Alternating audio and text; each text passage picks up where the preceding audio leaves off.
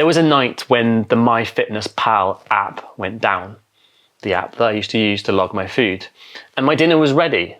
I had cooked it and it was sat there on the counter, but I just couldn't eat it.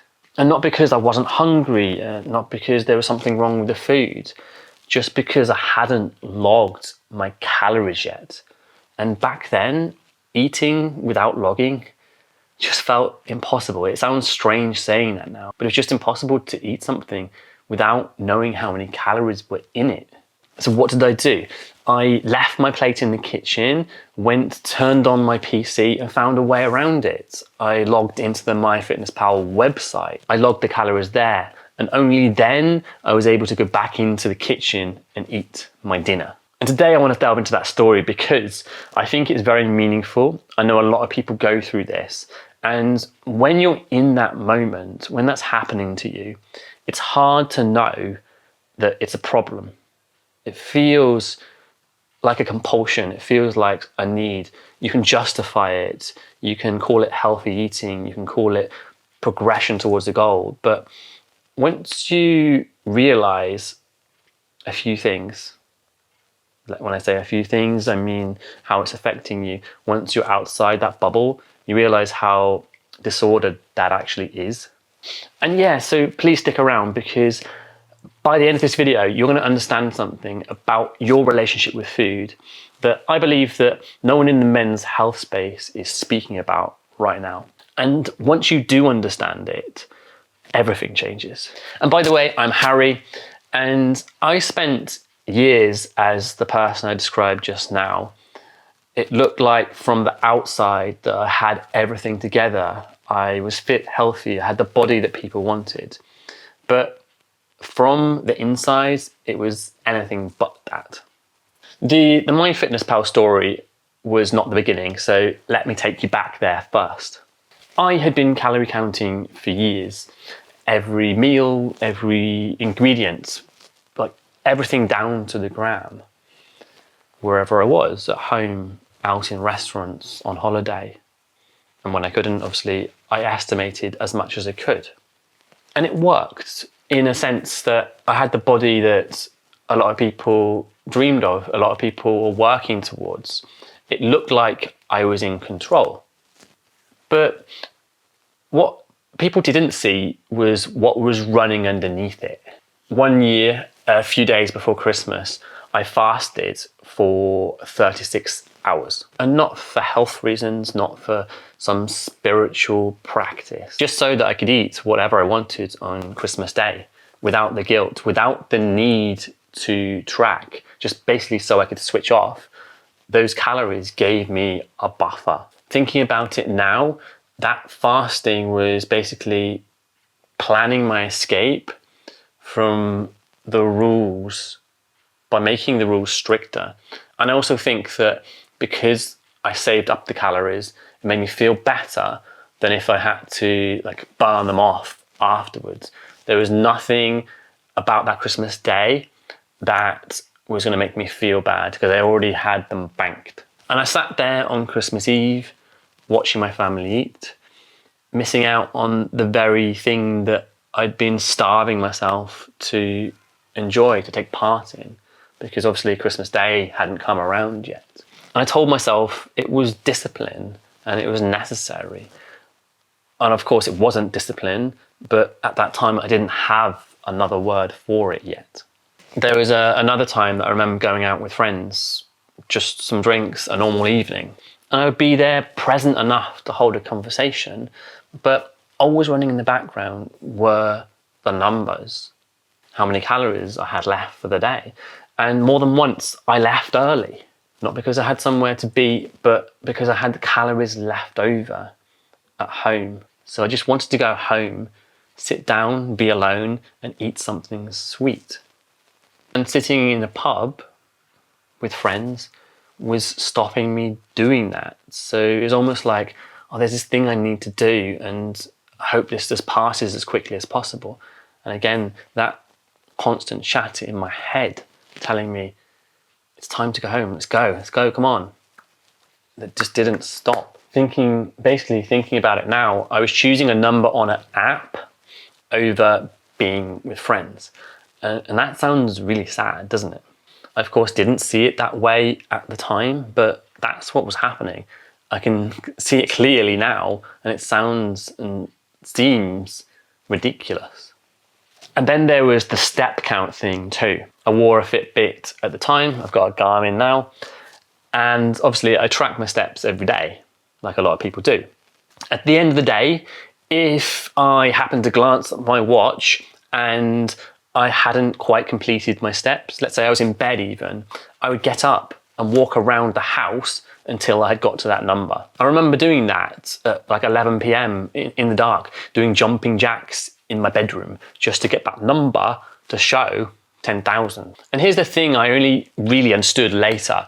It wasn't really about the steps. It seems logical now, walking around your house at night just to do a few steps to complete a goal doesn't really do anything for your health, doesn't really do anything for calorie burning. It's only a few steps. What it really was doing was removing the discomfort of an incomplete number. The step tracking had stopped being a health tool and instead became a way of managing anxiety.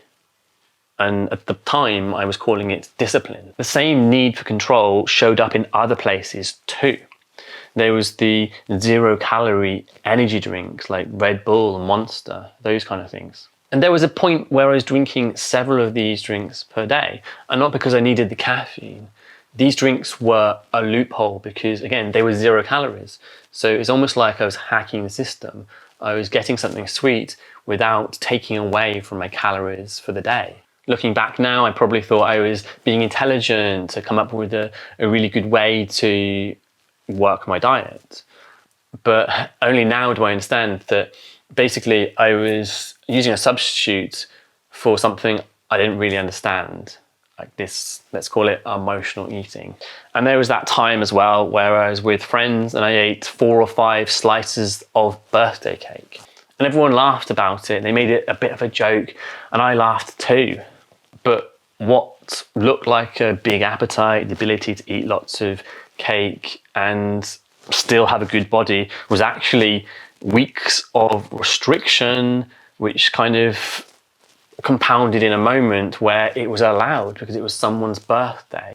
And of course I didn't eat the 4 slices because I love cake. Of course I like cake, but it was the compounding effect of, like I said, weeks of restriction and what that does to you, the compulsion, the impulses, the craving, and you lose control basically. And going back to that night with the MyFitnessPal app, so my dinner was ready. I was gonna start eating, but I just couldn't eat without knowing the calories in my food. After doing that, I sat down and I thought about what had just happened. Again, like I couldn't eat what was in front of me until I had it logged in an app, until I knew the numbers.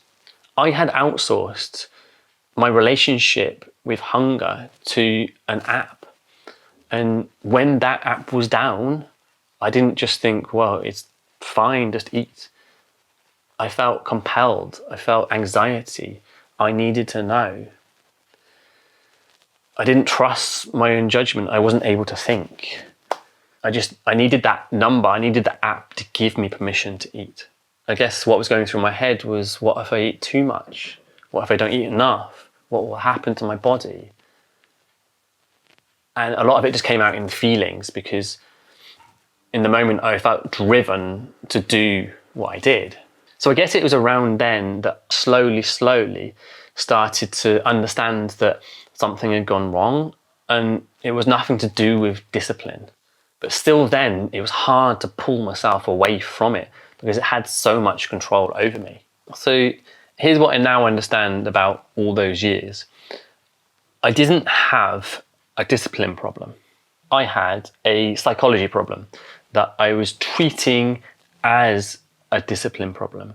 And that distinction makes all the difference. Every single behavior I just described, the fasting before Christmas, the 0 energy drinks, the 4 or 5 slices of cake, the going home early on nights out, the MyFitnessPal issue, all those, every single one of them was trying to manage discomfort through more control.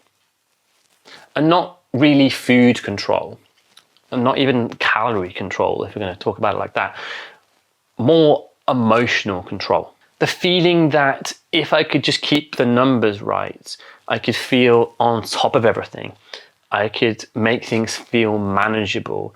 I would be certain. And it gave me a feeling of satisfaction. It controlled my emotional state. Food was never the problem. It was the solution to something else entirely. And the reason I'm telling you this is not because I think your story is identical to mine. It's probably not. But if you are a man who performs to a high level in his work, but you just can't get this one thing right, I am here to offer you something that took me years to find. And the reason you haven't sorted it out isn't because you lack discipline. You've applied it to your weight loss for years and nothing has changed. And I'm here to tell you that the reason it hasn't changed is that discipline is the wrong tool for the job. Like I said before, this isn't a discipline problem. It is a psychology problem. And the moment you understand that, everything starts to change. And not because knowing is enough to change anything, but understanding this starts to point you in a different direction. So here's one thing I want you to take away from this video. Next time you find yourself doing something that you don't fully understand, be it losing control with food after a busy day at work, or trying to find a workaround for feelings that you don't fully understand or connect with, do not ask yourself why you have no discipline. Ask yourself, what is this doing for me right now? And not as a judgment, just as a genuine question. Because behavior is always doing something, it's always serving a function. And until you find what that function is, no amount of restriction, tracking, or discipline will touch it. Because remember, you're not really dealing with a food problem. You're dealing with a problem that the food is covering, the food is hiding, it's underneath there somewhere. And I'm not asking you to solve this today. I'm asking you to get curious about it. That curiosity is where everything starts. And if you want to understand your specific pattern rather than just a general picture, there's a free assessment in the description below. 3 minutes, it tells you exactly what's driving your eating and gives you a precise starting point. It's worth doing before the next video. So we started in the kitchen, me, a plate of food, and an app that had gone down. The problem was never discipline. It was an enormous amount of discipline pointed in the wrong direction for years. Wasted energy, wasted time. And this is what this channel is here to change. So I'm glad you found it. And everything I described in this video is completely useless without understanding your specific behavior, because these patterns affect every man differently. So go and watch this video here, which explains exactly why you keep losing control at night, even when you feel like you've done everything right. And if you do want some extra help, don't forget there's that link in the description to my free assessment, which will help you understand which patterns are driving your behaviors and what to actually do about it. Oh, and of course, if this is your first time viewing this channel, don't forget to subscribe because there is a lot more coming.